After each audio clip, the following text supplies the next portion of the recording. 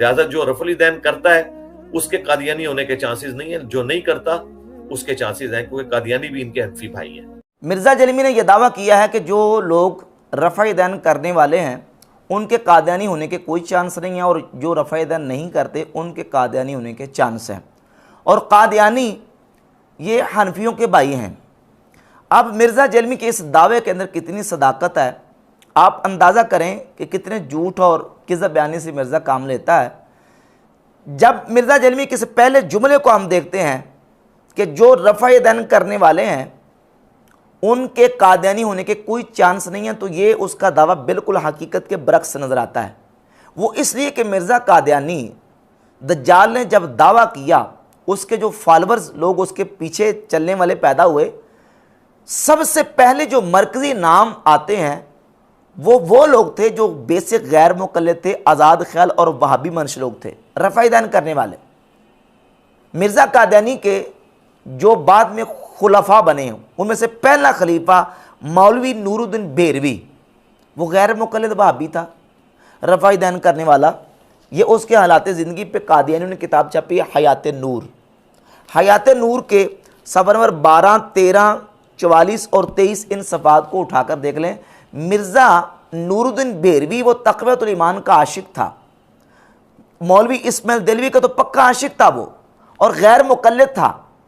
لہذا یہ کہنا کہ جو رفع دین کرنے والے ہیں ان کے قادیانی ان کے کوئی چانس نہیں ہے، جو مرزا قادیانی کے فالور تھے وہ تھے ہی رفع دین کرنے والے، غیر مقلد تھے۔ اس طرح دوسرا ایک بڑا نام ملتا ہے مولوی عبدالکریم سیالکوٹی کا۔ یہ عبدالکریم سیالکوٹی غیر مقلد وہابی تھا، اور یہ وہ شخص تھا جس نے مرزا قادیانی کو دعویٰ نبوت کے اوپر ابھارا اور اکسایا ہے، رفع دین کرنے والا تھا، اور وہی غیر مقلدین کے طرز عمل پہ عمل پیرا ہونے والا تھا، وہابی تھا، غیر مقلد تھا، رفع دین کرنے والا تھا مولوی عبدالکریم سیالکوٹی۔ اور اس کے حالات کے حوالے سے مرزا قادیانی کے مرید ڈاکٹر بشارت احمد نے اپنی کتاب بشارت احمدیہ کے صفحہ نمبر 8 پر یہ لکھا ہے کہ مولوی عبدالکریم صاحب اہل حدیث کے امام بیعت کر چکے تھے، میرے پاس بیٹھے ہوئے تھے، مجھے کہنے لگے کہ دیکھو چہرہ پر کیا نور برس رہا ہے۔ یہ مولوی عبدالکریم سیالکوٹی کے بارے میں ڈاکٹر بشارت احمد جو کہ مرزا قادیانی کا مرید ہے وہ لکھ رہا ہے کہ عبدالکریم سیالکوٹی اہل حدیث تھا اور یہ مرزا قادیانی کا آ کے بیعت ہو گیا۔ اسی طرح یہ خود ڈاکٹر بشارت احمد جو ہے یہ خود غیر مقلد تھا، رفع دین کرنے والا تھا، اور اس نے ڈاکٹر بشارت احمد نے صفحہ نمبر 9 اپنی کتاب بشارت احمدیہ کے اوپر لکھا ہے کہ اہل حدیث کا ایک بڑا حصہ احمدی ہو کر حکیم حسام الدین مرحوم کی مسجد میں منتقل ہو چکا تھا۔ اہل حدیث تھے جنہوں نے مرزا قادیانی کو سب سے پہلے فالو کیا، رفع دین کرنے والوں نے۔ اسی طرح ایک اور نام مولوی برہان الدین جیلمی کا مشہور نام ہے۔ یہ مولوی برہان الدین جیلمی وہابی اہل حدیث جو اپنے آپ کہلاتے ہیں ان کی مسجد کا امام تھا، اور یہ اپنی مسجد کے نمازیوں سمیت جا کے مرزا قادیانی کا بیعت ہو گیا اور اس کے پیچھے لگ گیا۔ اور مرزا جیلمی کیا کہتا ہے کہ رفع دین کرنے والوں کا چانس نہیں ہے کہ وہ قادیانی ہو جائیں۔ بھئی جو قادیانی ہوئے ہیں وہ سب سے پہلے وہی لوگ ہوئے ہیں جو رفع دین کرنے والے تھے، غیر مقلد تھے۔ یہ مولوی برہان الدین جیلمی جو ہے یہ غیر مقلد وہابی مولوی تھا، اور یہ باقاعدہ اپنے نمازیوں سمیت جا کے مرزا قادیانی کا مرید ہو گیا۔ ڈاکٹر بشارت احمد، مولوی نور الدین بھیروی، اور ایک مشہور نام ہے مولوی احسن امروہی، غیر مقلد وہابی تھا، رفع دین کرنے والا تھا، اور یہ مرزا قادیانی کا جا کے مرید ہو گیا۔ تو مرزا جیلمی کا یہ دعویٰ کہ جو رفع دین کرنے والا ہے اس کے قادیانی ہونے کے کوئی چانس نہیں ہے، جھوٹا دعویٰ ہے۔ آپ تاریخ اٹھا کر دیکھ لیں قادیانیوں کی، قادیانی سب سے پہلے لوگ ہوئے ہی وہ ہیں جو اپنے آپ کو غیر مقلد وہابی کہتے تھے۔ اور پھر یہ جوڑتا ہے مرزا قادیانی کو بار بار حنفیوں کے ساتھ، حنفیوں کو بلیک میل کرنے کے لیے کہ وہ تو تمہارا حنفی بھائی تھا، جبکہ وہ مرزا جیلمی کا وہابی بھائی تھا۔ اور میرے پاس کچھ قادیانی بھائی کچھ عرصہ پہلے آئے تھے، اور ظاہر ہے کہ میں یہود و نصارہ سے بدتر نہیں ان کو سمجھتا، بالکل کلیئر کٹ، میں اپنی ویڈیوز میں بھی کہتا ہوں، اس لیے کہ وہ قرآن کو مانتے ہیں، بخاری مسلم کو مانتے ہیں۔ وہ وہابی بھائی اس لیے کہ مرزا جیلمی کی جو توحید کا تصور اور کنسیپٹ ہے وہی تصور قادیانیوں کا ہے۔ وہ کہتے ہیں مشرک تو نہیں ہے، وہ کسی دربار پہ نہیں جاتے، کسی جھنڈے کو سلام نہیں کرتے، کسی قبر کے آگے نہیں جھکتے۔ وہ کہتے ہیں یار یہ بریلوی دیوبندی تو ہے مشرک، شیعہ بھی بہت شرک کرتے ہیں، اہل حدیث کچھ بہتر ہے۔ شرک اور توحید کے حوالے سے جو مرزا جیلمی دعویٰ کرتا ہے وہی دعویٰ قادیانیوں کا ہے۔ محمد بن عبد الوہاب نجدی جو فرقہ وہابیہ کا بانی اور پیشوا ہے، محمد بن عبد الوہاب نجدی کو مرزا قادیانی 12ویں صدی کا مجدد مانتا تھا۔ مرزا قادیانی بھی مجدد مانتا تھا اور مرزا جیلمی بھی محمد بن عبد الوہاب نجدی کو مجدد مانتا ہے۔ مرزا جیلمی نے اس کے اوپر پورا بیان دیا ہوا ہے۔ یہ کتاب دیکھیں اصل مصفہ قادیانیوں کی، اس کتاب کے صفحہ نمبر 165 پہلی جلد کے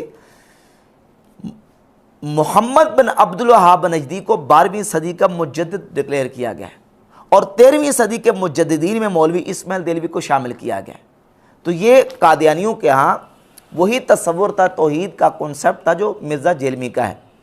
اور اس کے علاوہ جہاں تک بات ہے مرزا قادیانی کے وہابی غیر مقلد ہونے کی اور وہابیوں کے ساتھ اس کے روابط اور تعلقات کی، اس حوالے سے پہلے ایک چیز سمجھ لیں۔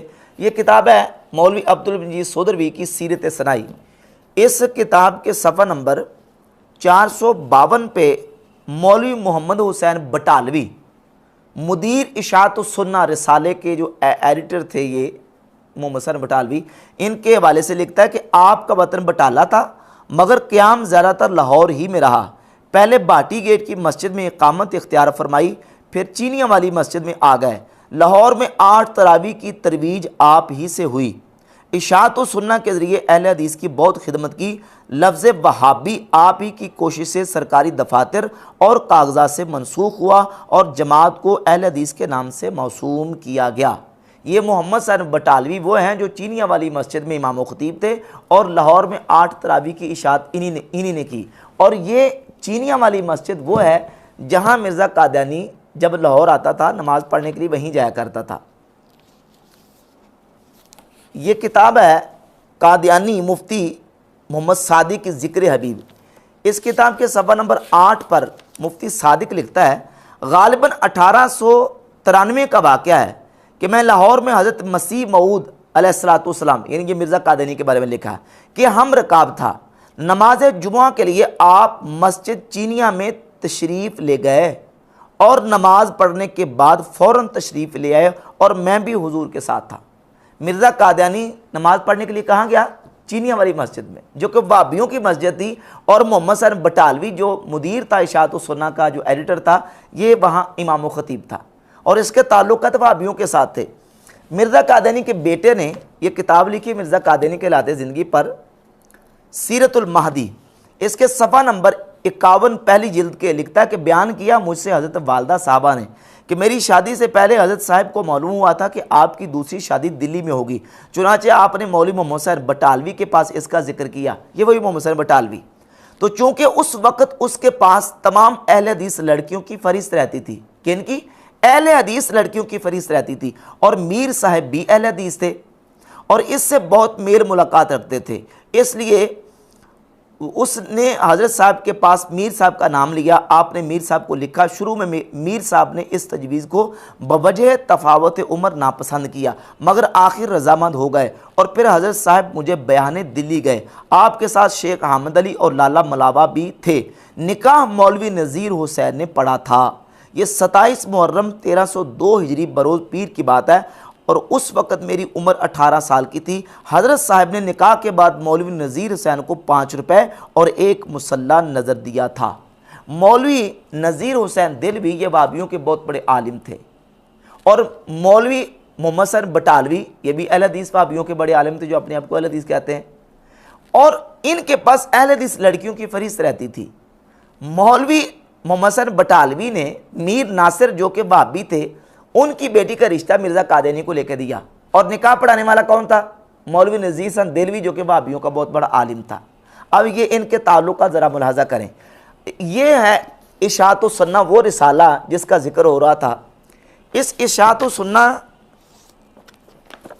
میں جلد نمبر 9 جلد 14 ہے، اور اس کے صفحہ نمبر 246 پہ مولوی محمد حسین بٹالوی لکھتا ہے، قادیانی اہل حدیث کی قادیانی اہل حدیث کیا ایک ادنا درجہ کا مسلمان بھی نہیں، بلکہ وہ درپردہ زندیق چھپا مرتد ہے۔ وہ اہل حدیث بن کر وہ اہل حدیث بن کر سادہ لو اہل حدیث کو زندیق بنانا چاہتا ہے۔ کیا بن کر؟ اہل حدیث بن کر۔ تو وہ اہل حدیث بن کر یہ سارا کچھ کرتا تھا، وہ غیر مقلد تھا، اس کا حنفیت کے ساتھ کوئی تعلق نہیں تھا۔ یہی محمد حسین بٹالوی کے بارے میں مولوی عبداللہ روپڑی صاحب اپنے فتاوی اہل حدیث کی پہلی جلد کے صفحہ نمبر 108 پر لکھتے ہیں کہ یہ محمد حسین بٹالوی صاحب جو ہیں، مولانا محمد حسین بٹالوی مرحوم جس معنی سے حنفی اہل حدیث کہلائے، حنفی اہل حدیث، اس معنی سے تقلید شخصی کی شرعی حیثیت کچھ نہیں رہتی، کیونکہ اہل حدیث کے ساتھ حنفیت کے اضافہ کا صرف یہ مطلب ہے کہ جو مسئلہ قرآن و حدیث سے نہ ملے اس میں اپنی رائے سے کسی امام کا قول لینا بہتر ہے، اور ہندوستان میں چونکہ حنفی مذہب زیادہ مروج ہے اس لیے انہی کی موافقت ان کو انسب معلوم ہوئی۔ مولوی محمد حسین بٹالوی ہے تھے وہابی اہل حدیث اپنے آپ کو کہتے، لیکن وہ اہل حدیث حنفی کہتے اپنے آپ کو، حنفی اہل حدیث۔ حنفی اہل حدیث کیوں؟ کہ تھا وہ بیسک اہل حدیث وہابی، لیکن جو مسئلہ قرآن و حدیث سے نہیں ملتا تھا اس میں وہ کہتا تھا کہ میں اس میں مسئلہ جو ہے وہ لوں گا حنفیوں کا، چونکہ حنفی یہاں زیادہ رائے تھے، زیادہ حنفیت مروج تھی۔ تو اس اعتبار سے یہ ساری چیزیں آن دا ریکارڈ موجود ہیں۔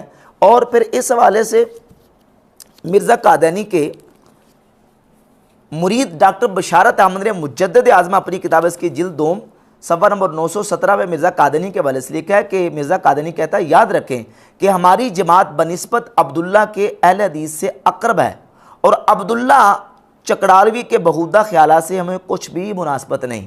یعنی کہتا کہ ہماری جو قادیانی جماعت ہے یہ اہل حدیث وہابیوں کے زیادہ قریب ہے۔ اور اس سلسلے میں آخری حوالہ مولوی اسماعیل سلفی غیر مقلد وہابی عالم کی کتاب تحریک آزادی فکر کے صفحہ 188 سے پیش کر دیتا ہوں۔ وہ لکھتے ہیں کہ مرزا غلام محمد قادیانی اپنے آپ کو بریلوی حنفی ظاہر کرتے تھے، لیکن حقیقت میں وہ حنفی بھی نہ تھے۔ اہل حدیث تو کیا ہوتے، البتہ غیر مقلد ہو سکتے ہیں، کیونکہ وہ نہ فقہ حنفی کے پابند تھے، نہ وہ صحابہ اور تابعین ائمہ سلف کی روش پر چلنا پسند کرتے ہیں۔ تنقید حدیث کے متعلق وہ ائمہ حدیث کی بجائے اپنی ذات کو معیار سمجھتے ہیں۔ یعنی وہ سیم مرزا جیلوی والا طریقہ تھا، وہ وہی اسلوب تھا، اس لیے ترک تقلید کے باوجود اہل حدیث نہیں ہیں۔ یعنی یہ مولوی اسماعیل سلفی غیر مقلد وہابی بھی مان گئے کہ مرزا قادیانی وہ تقلید کو ترک کرتا تھا، تقلید نہیں کرتا تھا، لیکن وہ اہل حدیث بھی نہیں تھا۔ لیکن یہ ساری چیزیں ثبوت اور دلائل بتاتے ہیں کہ مرزا قادیانی وہ مرزا جیلمی کی طرح آزاد خیال آدمی تھا، جو دل کرتا تھا وہ کرتا تھا، اور ترک تقلید کے باوجود وہ اپنی منمانی کرتا تھا۔ نماز کے جو فروعی مسائل ہیں، رفع دین اور فاتح خلف الامام اور اونچی آمین اور یہ ساری چیزیں وہ اپنی من مرضی سے کرتا تھا، وہ تقلید کرنے والا امام ابو حنیفہ رحمۃ اللہ کا مقلد نہیں تھا۔